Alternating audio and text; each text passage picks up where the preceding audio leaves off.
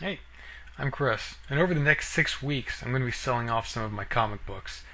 Every week is going to have 9 lots of comic books, and, just to start things off right, the first lot is going to be a featured lot of a bunch of comics. So without further Morrison. Grant Morrison. Grant Morrison's Batman. This is the story of Batman's Black Casebook. This is the story of the Black Glove, the twisted organization that is to Batman what Batman is to crime. This is the story of Batman's legacy. In 3 volumes by Grant Morrison, you get most of Grant Morrison's early run on Batman, leading up to Final Crisis and Bruce Wayne's death. Spoilers, I guess. These books loudly sing the Grant Morrison mainstream song, paying homage to classic Silver Age elements while giving them a positive modern look. And by modern, I don't mean modern as in grim and dark, as if mankind's slow march of progress was suddenly arrested and reversed when you personally had the sudden realization that everyone dies, the universe won't care, and in the end it will have all been for nothing. I mean modern as in appealing to modern narrative sensibilities. Good, I believe, is the colloquial term. Oh, right, yeah, Batman.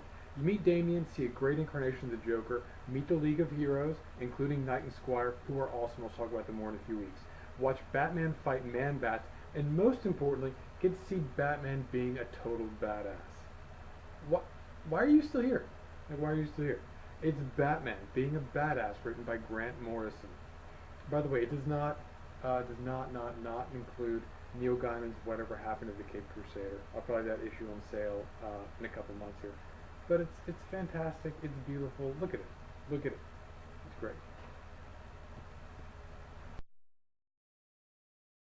There are some comics that every comics reader should read at least once in their lives. They contain essential stories and events, take place in specific points in comics history, or have an indisputable quality that elevates them above the standard fare. Conveniently, I'm selling some of these classic comics. Written by John Ostrander in 1987, with art by Luke McDonald, Bob Lewis, Carl Kessel, and Dave Hunt, Suicide Squad is the down and dirty comic book done right. Supervillains drawn from the deep reservoir of DC characters are put on a work release program for the U.S. government, overseen by Amanda Friggin Waller. They're dangerous and unstable, and then they fight more supervillains, and it's like dropping a payload of napalm on a burning house. It's a smart book too, as you would expect from the origin story of Amanda Waller. That's what makes it classic covert ops, classic supervillain team-up, and classic comics. Amongst the writers who've just so happened to have written some comic books, Warren Ellis is one of the best. Young men want to read his books. Young women want to read his books. He's made of whiskey and a beer that grows from itself, like a keratin or Ouroboros. Alongside a bevy of unparalleled artists, he has made things like The Authority, Planetary, Next Wave, Transmetropolitan, and Freak Angels. Now I'm not selling any of that shit though. What I am selling is the ultimate collection of Thunderbolts. You see, Marvel has some supervillain team-ups of their own, where Suicide Squad is a bare-bones version with a lean layer of muscle and flesh draped back over it. Thunderbolts is a twisted Frankensteinian creation. It's built on tales like Suicide Squad, but grows in a strange direction dictated by Warren Ellis. Ellis is greatest when he's off the leash, making projects like Super Gods, No Hero, and Ministry of Space. But even when he's doing something designed wholly to further Marvel's great wheel of awful crossover events, in this case building up Norman Osborn is truly insane in preparation for his place as the leader of S.H.I.E.L.D. / Hammer, he's letting off character bombs that leave idea shrapnel lodged in your brain. Anyway, in the midst of Marvel's Civil War event, the government is arresting superpowered people who refuse to register. The Thunderbolts are a team of supervillains working for the government to take down unregistered heroes whose only crime is opposing the government's strong-arm tactics, embodied by the Thunderbolts. Like in Suicide Squad, the real conflict happens within the team, but if Suicide Squad is a tense Thanksgiving dinner, Thunderbolts is the goddamn Hunger Games. Both of the Thunderbolts' sane people are forced to deal with the most messed up, twisted characters I have ever seen, all while working for an aggressively amoral authority. Here, Norman Osborn, played by Tommy Lee Jones, channeling a caricature of George W. Bush. The Thunderbolts are like broken bits thrown into a junk pile that defy all odds to turn their gears and sputter to life, creating a symphony of mechanical discord that's terminally ill from conception. Its fantastic and realistic art from Mike Deodato is the perfect complement that combines clear action with original layouts. Seriously, get it. Do you feel that hole? That hole in your life? The one that's the only thing separating you from the crushing realization of your ultimate irrelevance in the face of a massive and different universe? Maybe you just need to escape from your ordinary life for a little while. Well, don't try heroin or alcoholism. Take it from someone who sells comic books. The new addiction you need is a comic book. Team Achilles is the second of about 8 comic book teams called Stormwatch. Team Achilles is about a non-superpowered team trying to stop superpowered guys with wit, guile, and heaps of black humor, mostly black humor. Considering that Team Achilles coexists in a universe with Gen 13, Wildcats, and the Authority, it's strange that all the superpowered folks are made into amoral, arrogant, idiotic... Yeah, no, wait, that all checks out. Anyway, Santini and his band of misfit humans get introduced here, starting off by squashing no-name super jerks and hitting a crescendo when they square off against the Authority. It's a good book with smart action and distinctive art that celebrates the cleverness and training of the main characters rather than veering into creepy pro-human elitism. If this sounds like your new addiction, Volume 2 is the next collected edition. Issues 12 through 23 are available as single issues, and more of Team Achilles can be found in the Coup d'etat trade that I'm offering with an Authority lot in a few weeks. Alright, so I have impeccable taste. I'm just a clever guy, and when I buy books, I buy good books. But some of the books I buy aren't good for me. And I realize that as a person who's selling these books, I'm supposed to say really great things about them. But some of these books are so terrible, so abortive, so repugnant to me on such a fundamental animal level that if I were to try to portray them in a positive light, my own conscience would douse me on gasoline and light me on fire. So these books are my sale fails. This week's sale fail is Chaos War. I admit that this is the capstone of Greg Pak's run on the Incredible Hercules, so Chaos War, quite fairly, assumes that I'm familiar with the players and rules of Herc's world. Maybe those rules involve conflicts, which are presented and then resolved with such a plum and ease that even Dr. fucking Who would raise a skeptical eyebrow, all for no reason other than to trick the reader into thinking something monumental is happening. Criticizing a war fought by gods as having too much deus ex machina might make me the asshole here, but saying that Chaos War makes both chaos and war, as concepts, boring, seems mean enough to make people not buy my book, so I won't say that. On the other hand, it is strange that a book with a scope as ambitious as Chaos War would feel so insubstantial next to something so small-time, relatively speaking, as Doomwar. Which is my next slide. Other times, you don't care about continuity. You want to pick up a fucking comic book, enjoy the hell out of it, and put it back down. You don't need to back-reference anything or get sucked into an endless ongoing release at a snail's pace. You need a comic that's one and done. Folks, I have your one. One of the theories behind Doomwar is that it's a Black Panther family team-up comic featuring the X-Men and the Fantastic Four.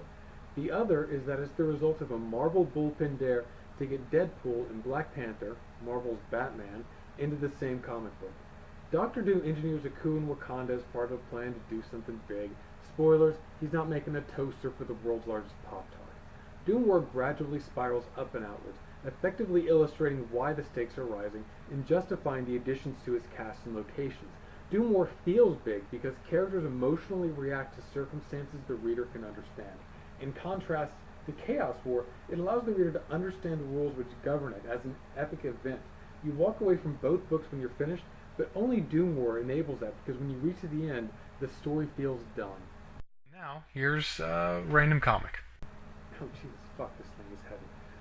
This is Rising Stars. It's from the guy who wrote Babylon 5 and Midnight Nation. If you haven't heard of Midnight Nation, don't worry. I'll be talking about it in a week or two. It's great. Rising Stars is fantastic too. This is all of it, not surprisingly. So, as you can see here, a comet, it's on the cover there, it gave the children of this town superpowers, and they grew up while trying to find their purpose. and find their place in the world. Our entry point is a murder mystery that segues into an apocalyptic brawl.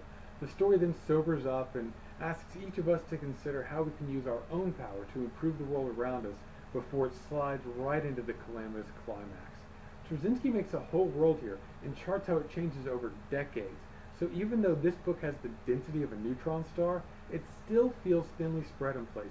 It's punching way above its weight class, and it's loaded with 40-something comic book writer knows how to solve the world's problems. But, and this is the important part, it is the most honest, heartfelt, and optimistic story of its time. Rising Stars, replete with its flaws, its conceits, and its triumphs, is part of early 21st century comics, and you owe it to yourself to read and consider it. Enjoying it will come naturally. Sometimes you're tired of it. Marvel, DC, Marvel, DC. You want something different. But a lot of the different stuff out there is crap.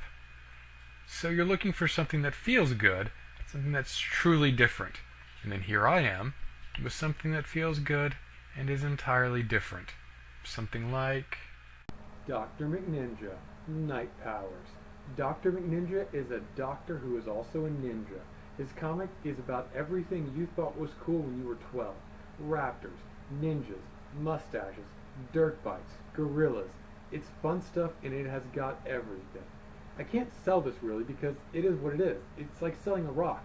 You're like, dude, do you want a rock? And either that dude wants a rock or he does not want a rock. However, if you aren't sold yet, you can go online and read the comic for free. Why buy the book if you can read it for free? After you read your first story arc, you'll ask, why wouldn't I want to buy the book? Oh, this includes Monster Mart, Death Volley, Doc Gets Rad, and the exclusive to print Beyond Winter Wonder Dome by Benito Cereno and Les McLean. Also, I bought it damaged, so it does have some physical damage you can see there. The binding is solid, the pages are clear. It's just some minor cosmetic damage, but I'm taking a little bit off the price for it. So, surprising no one, I think most comics are crap. But I know that there are a lot of good writers out there making good comics. And in appreciation for their efforts to roll that boulder uphill, I wanted to take some time each week and focus on one of them. This week's featured writer is Greg Rucka. You probably know him best from his work on Batwoman, Elegy, but I'm not selling my copy of that for a while. What I have instead is both volumes of Nightwing and Flamebird. When the survivors of Kandor and the Phantom Zone team up to make New Krypton, now conveniently located in the same solar orbit as Earth, two young Kryptonians are drawn together to try to stop the inevitable war between Earth and New Krypton. Rucka does such great work with the characters, you could be forgiven for not focusing too much on the story, kind of like I did. It's initially a Scooby-Doo and the 13 Ghosts setup, where a protagonist has to find X number of bad things before casually throwing that aside and doing whatever the damn hell Rucka wants. And you're definitely working on Rucka's time for this thing, but it is time well spent. If Batman wasn't on this week's docket, this would be my heartiest recommendation. Well, that's the end of it. But what if there was one more lot of comics at the end? You're in luck. This is JLA, The Nail. It's a what if where young Jonathan and Martha Kent don't drive past the field where Superman landed because they got a flat tire and opted to go home and fuck instead. It's a mystery tale where the Justice League, sans Superman, is fractured and assaulted by an unknown foe. The violence of this thing borders on gratuitous. This is definitely one of those what-ifs where folks are getting wiped out en masse. It's not for nothing, though. It supports a great story that explores the effects a big, blue Boy Scout like Superman has in the DC Universe and what that universe looks like without him. That's it. Go home.